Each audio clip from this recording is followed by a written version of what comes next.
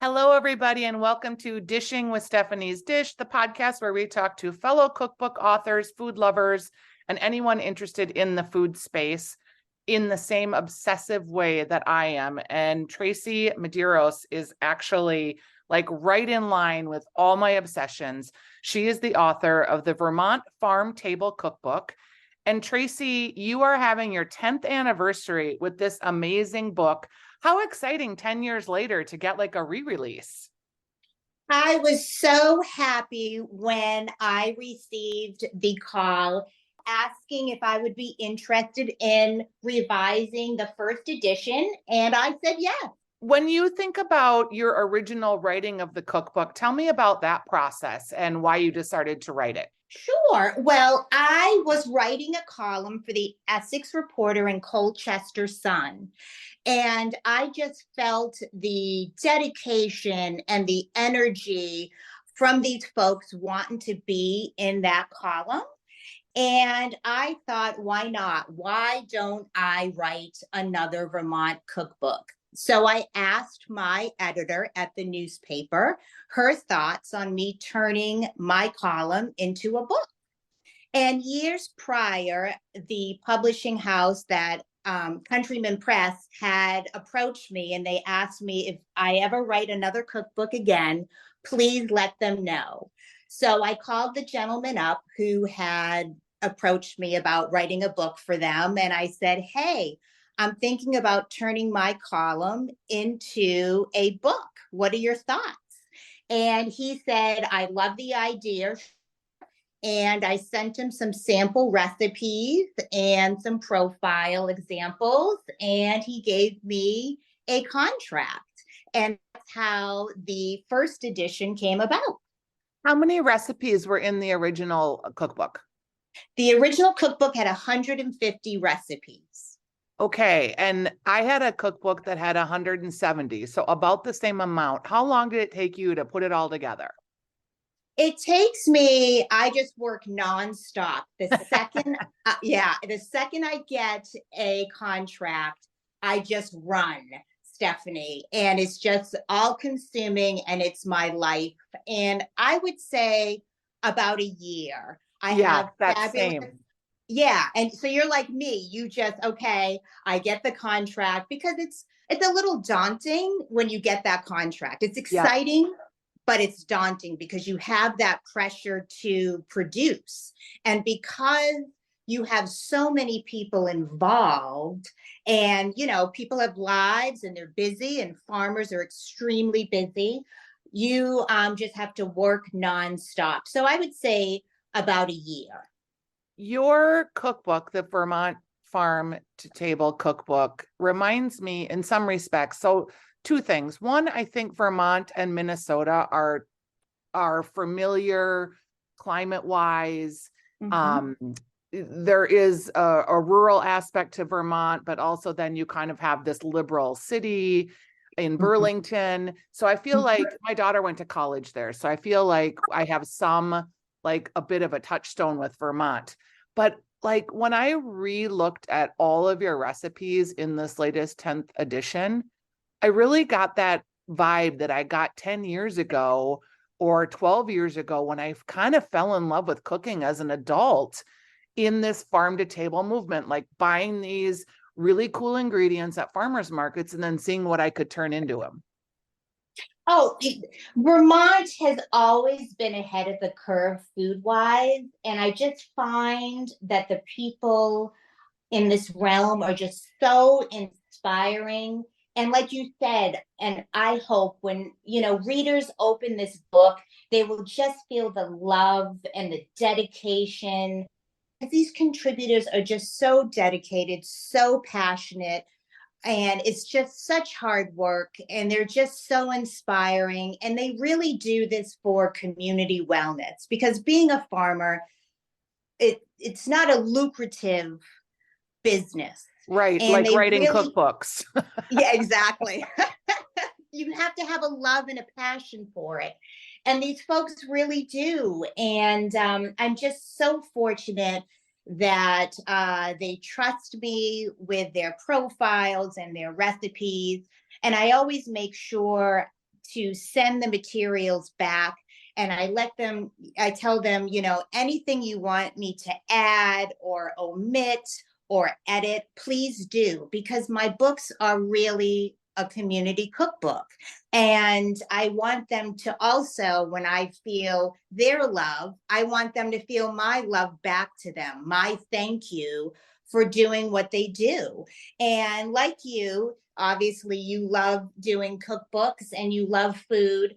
You have to just love these folks because they help you and inspire you to do what you do and do it well.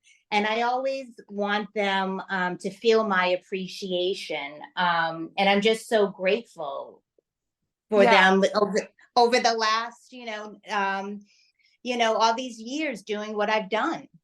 I think the reason your cookbook really appeals to me too is because I think I'm a good cook, but I am a home cook. And I am always attracted to like newspaper columns about recipes because I feel like you have an aesthetic and a point of view that is like you're imagining me standing in my, regular kitchen. Like I don't have all the special supplies. And I felt like when I was reading the cookbook too, that it was super approachable and like food that everyday people can cook. And I know that sounds silly, but a lot of cookbooks, they're more aspirational and it's beautiful. Yours is like, I can do the things. I can make the Vermont cheddar soup. I can make these salad dressings. Well, that's what's so important to me when I do any of my cookbooks, exactly what you have stated, Stephanie, that I want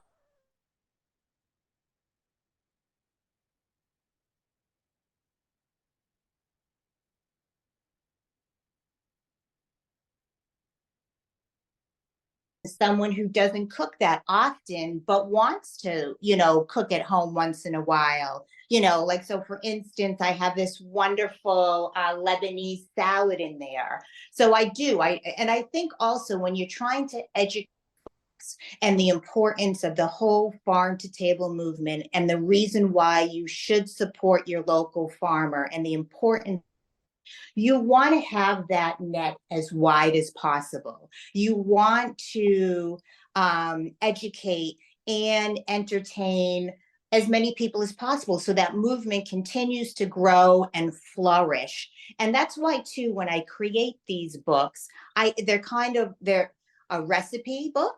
They're also with the profiles, they're interesting reads. So maybe someone might not try a certain recipe, but they're still learning about that farm. And also a travel guide too, to entice people to come to this state. But say you can't come to this state, you're still learning about our state. Yeah, I did feel that because I felt like, those farm stories, when you read about a goat cheese farmer, for instance, like I might not have access to that person's specific goat cheese, but it brings me back to a local goat cheese provider in Minnesota that I know has the same aesthetic or works that same belief system. And it reminds me like, oh, I need to revisit so-and-so's farm. Exactly. And that is my goal too. You're walking through the farmer's market and you tell yourself, oh, I saw this wonderful recipe utilizing goat cheese. I can't get the Vermont, in my town, but I'm going to support my local farmer at this farmer's market. And that's the goal, just to keep these farmers on the land and also to inspire the next generation, just to keep this growing and strengthening this because it really is so important. The local farmer and what they do is just so connected to, again, to community wellness, to our health. And it's just really important to let them know that we appreciate them. We know what they do. We know that their work is hard work. And it's just inspiring. It is really inspiring, too, if you think about it. Every year, you don't know what you're going to yield. Yeah. And it's just hope and resilience at the end of your growing season, what you will yield. And you hope that you will yield a lot, but they still every year are just so dedicated to the community. And year after year, not knowing what they're going to yield. And it's pretty amazing how resilient they are. I think this book speaks to gardeners too, because I'm Mm-hmm. also a gardener. So I'm just coming up on, starting to thin the beets and thin the Swiss Mm-hmm. chard, and the Mm-hmm. radishes are finally poking their heads out of the ground. And I'm like really feeling inspired with this book to carry it as a companion, like from my gardening season. I love that. That is my goal too. Absolutely. And those who are members, say, of CSAs, where Yes, they have exactly. yeah, an overabundance, say, of potatoes or, leeks, that they can go through my cookbook and say, you know what? This is a great way to use all these potatoes, or this is a great way to use all these tomatoes. So that's my other goal too. Or your garden. Sometimes, you yield a lot of zucchini or, whatever you're growing in your garden. And can't always give your neighbors, all, extra ingredients that you Yes, grow. And that's my goal too. And I know you do a lot of canning. You're I big into do. that. Yes. And, and that's another wonderful way to utilize, extra ingredients. Yeah, sometimes your neighbors see you coming with that extra bushel of zucchini and they're not so happy to see you anymore. They're like, zucchini again. I Yes. love zucchini. Zucchini's great. And you can certainly do a lot with that. But it is funny because they're like, oh no, let me guess. Like they're excited in the beginning, but after like the fifth visit.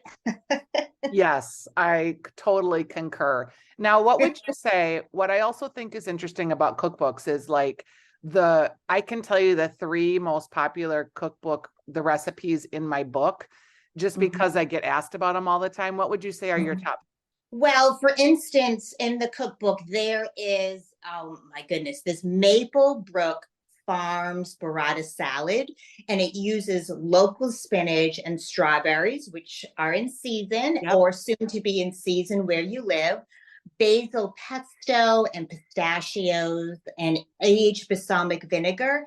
And what I love about the burrata, especially the one from Maplebrook Farms, they use this old world technique, the stretching of the curd, and they put it into the mozzarella and the filling with some cream. And it's just like this luscious texture. Yum.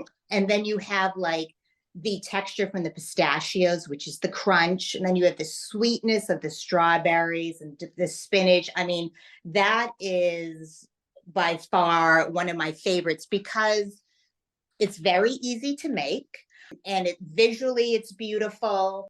I mean, I have to say, because I'm so fortunate and I live in such a foodie state, when I get these recipes, I'm just so excited. I feel like it's Christmas because I'm like, oh, how are they utilizing this? Or I cannot wait to test this. It's just, it's just a joy because they take food very seriously, and it educates me as well. Yeah. And it's just exciting. And then there's this wonderful, Stephanie, let me tell you, walnut tart that you can find towards the end of the book. When I tell you, I could eat the whole tart. It is so good. It's like it's sinful, but it's just like it's so amazing. And you have like, the walnuts and then the silkiness of the texture. I mean, it's just wonderful. I just love that dessert, and Yum. it's just so many people love it, and it's just divine. Okay, one more question before I let you go. In the broader context of cookbooks and just Mhm. like your experience as a recipe developer and a writer, are there Mhm. like one or two cookbooks that have inspired you just like in your career of like they're always on your shelf, you never take them and put them away? Well, I love anything that Martha Stewart does. I think she is a genius. I really love, I'm inspired by her. I Yep. think what she does is amazing. And what I find interesting about her, she's just constantly evolving Oh and yeah, she's cutting just edge. a swimsuit model now. So let's just go there. Oh, I know. And fabulous. Beautiful. I Yes. love the orange. I love the cover. Fabulous. Of course, Julia. I mean, anything that Julia had done, she actually was my inspiration as a young child Yeah. watching her. And so anything from her, I'm inspired by. So I would have to say definitely those two women. Just Julia, just watching her and just being so animated and really, when I say not caring, but just wasn't restricted by the camera. She was who she was in front of the camera, whether she dropped something or didn't have something, she was her, and it was Yeah. great. And again, with Martha, just an innovator and constantly cutting edge and creative and having the longevity of that career. And it's just so inspiring. Well, I've enjoyed connecting with you, Tracey Medeiros. The cookbook is the Vermont Farm Table Cookbook, and it is in its 10th anniversary. You have over 3,000 4.5 and a half or greater reviews, which is pretty awesome too. Wow. Yeah, I mean, for Amazon, I just think that's amazing.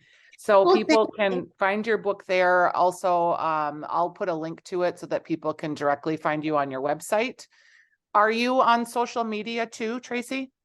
yes, Facebook, the Vermont Farm Table Cookbook, Facebook, and then I have my website, which is tracymedeiros.com. All right. And I'll go ahead and put links to that in the show notes. Thank you for spending time with me today. It's been really fun. Thank you so much, and I hope you have a wonderful day. Thanks, Tracey. Bye-bye. Thank you. Bye-bye.